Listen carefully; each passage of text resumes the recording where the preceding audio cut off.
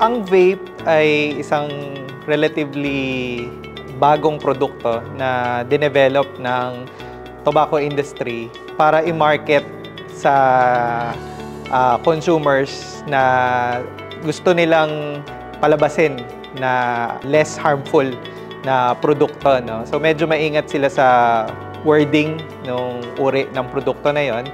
So ang konsepto nito ay ang pasyente or ang customer ay makukuha yung nicotine na hindi kasama yung mga toxin na nasa usok ng regular na sigarilyo, no? So yun yung konsepto nun.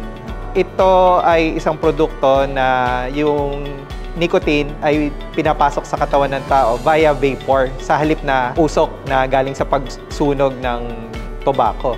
Sinusubukan nila itong ibenta bilang less harmful alternative, pero hindi ito pwedeng masabing 100% safe dahil maraming health effects na nagsisimula ng lumabas sa mga gumagamit ng vape, no? Particular concern dito ay yung long-term effects, no? Kasi hanggat hindi ito napag-aaralan for several years para malaman talaga kung ano ang safety profile nito at the long term, hindi natin malalaman. Maraming short-term effects nang nadiskubre, including mga life-threatening conditions na nasira talaga yung baga ng mga previously malulusog na pasyente na gumamit ng vape.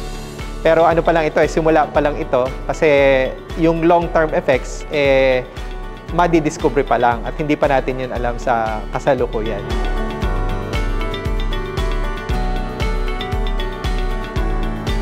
Importante yung kumalat yung awareness, no, sa mga gantong issue kasi marami pang unknown tungkol sa vaping, no?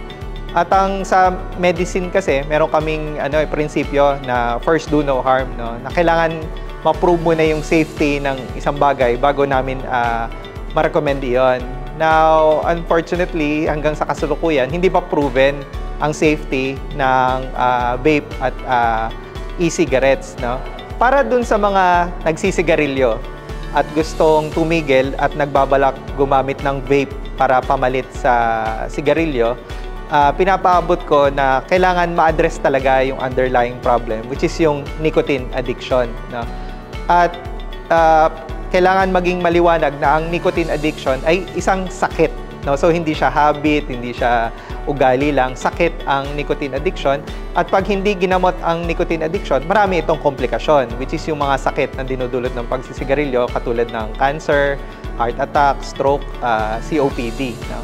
At dahil ito ay isang sakit, highly recommended na magkonsulta para magamot yung sakit na yon, no?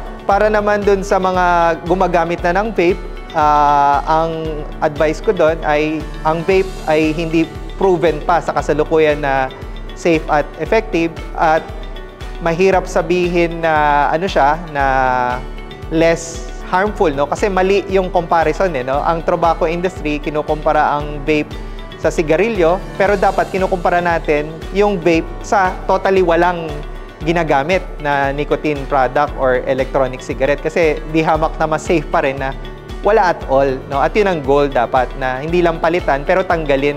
Isa sa challenges sa pag-determine ng safety ng vape kasi walang standard na ano ba ang vape? Ano ba ang ingredients nun? Ilang milligram ba? Ano ba yung composition? Kasi only then natin malalaman, no, kapag may standard dun sa manufacturer ng vape, no? At dun malalaman din kung ano yung safety. Hindi natin alam kung ano yung overdose, ano yung maximum dose, ano ba yung ilang beses lang ba dapat gamitin ito para masabing safe. At yun nga, paulit-ulit kong sinasabi, yung long-term effects, hindi pa natin alam.